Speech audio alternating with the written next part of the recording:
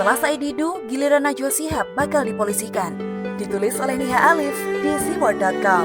Halo, assalamualaikum. Jumpa lagi dengan suara Nina di channel Redaksi TV. Para oposisi yang mengambil celah untuk mengumbar kebencian pada pemerintah lewat pandemi corona mulai menemui getahnya. Setelah Said Didu berurusan dengan Luhut akibat video penghinaan yang berujung dirinya dipolisikan, kini giliran Najwa Shihab. Baik Said Didu atau Najwa dipastikan enggan minta maaf lantaran mengedepankan harga dirinya. Paling banter mengirim klarifikasi atau koar-koar di media. Kalau Said Didu ketahuan bernyanyi ciut dengan menghindari pemanggilan kepolisian dengan alasan corona, lalu bagaimana dengan Najwa? Apakah nyalinya akan segarang ucapannya saat menguliti narasumber atau akhirnya bernyanyi ciut? Ini semua juga akibat ulahnya yang menghina pekerjaan anggota DPR.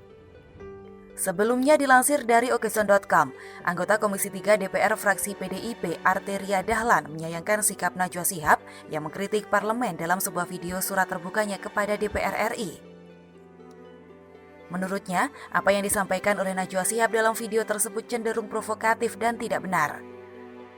Saya kaget sekali, kok Najwa berstatement seperti itu, secara terang-terangan menista, memfitnah, serta menyerang kehormatan anggota dan institusi DPR, apalagi dengan mengumbar informasi yang tidak benar, kata Arteria dalam keterangannya Senin 4 Mei 2020.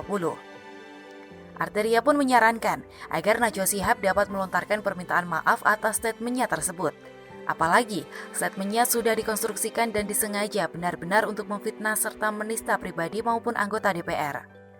Saran saya secara pribadi, selaku anggota Komisi 3 DPR RI, selaku anggota Badan Legislasi DPR RI, dan selaku Deputi Penerangan Umum Satgas Lawan COVID-19 DPR RI meminta Najwa minta maaf, tegasnya. Ia pun merasa pernyataan tersebut memiliki konsekuensi dalam hukum yang serius, apalagi dikeluarkan saat situasi pandemi COVID-19 yang dimana semua pihak membutuhkan situasi yang kondusif. Saran saya ini bulan puasa, saatnya perbanyak ibadah bukannya gibah. Najwa perbaiki diri, selama ini kan kerjanya terkesan mengumbar aib dan gibah orang serta mempermalukannya di publik, ujarnya. Sadarlah sebelum terlambat, perbaiki diri. Apa perlu kita umbar ke publik aib dan dosa serta moralmu? Apa perlu jalur hukum yang akan menjadi penentu hidupmu? Di mana keindonesiaanmu? Menebar pesan hoaks dan cenderung provokatif di saat negara sedang membangun kebersamaan dan rasa persatuan di dalam menghadapi pandemi COVID-19. Tandas Arteria.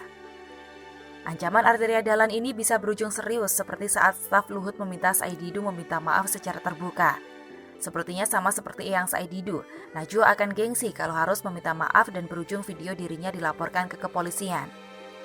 Beberapa kader Gerindra seperti Sufmi Dasko dan Andri Rosiade juga bereaksi keras terhadap pernyataan Najwa.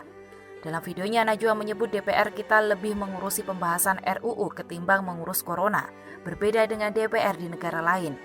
Menurut Sufmi Dasko, tugas dan kewenangan DPR sebagai lembaga legislatif memang untuk merumuskan UU. Jadi aneh kalau DPR sampai mengambil kewenangan ranah eksekutif. Tentu saja apa yang disampaikan Najwa lebih berbau provokatif ketimbang hanya sebuah kritik. Seperti pertanyaannya soal beda mudik dan pulang kampung yang membuat Jokowi dibully para oposisi. Andri Rosiade juga sempat menyebut kalau Najwa diam-diam mengambil untung dengan menjadi mitra prakerja dengan rebutan triliunan rupiah uang negara. Harusnya Najwa bisa berdonasi dari keuntungan sebagai mitra prakerja, alih-alih berpikir sok suci dan menghakimi sana-sini. Seperti peribahasa, sepandai-pandainya tupai melompat akhirnya jatuh juga.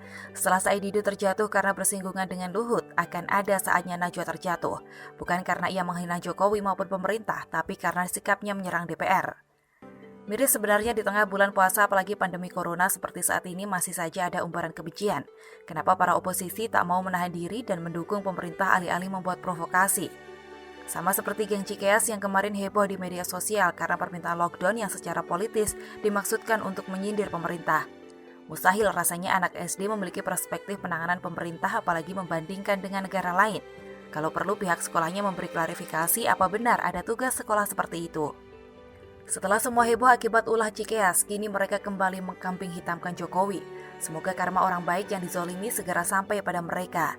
Jokowi yang diserang Said Didu dan Najwa, tapi diam lalu membuat keduanya tersandung kasus hukum. Bagaimana dengan Cikeas? Semoga saja kasus korup lama mereka kembali terbuka.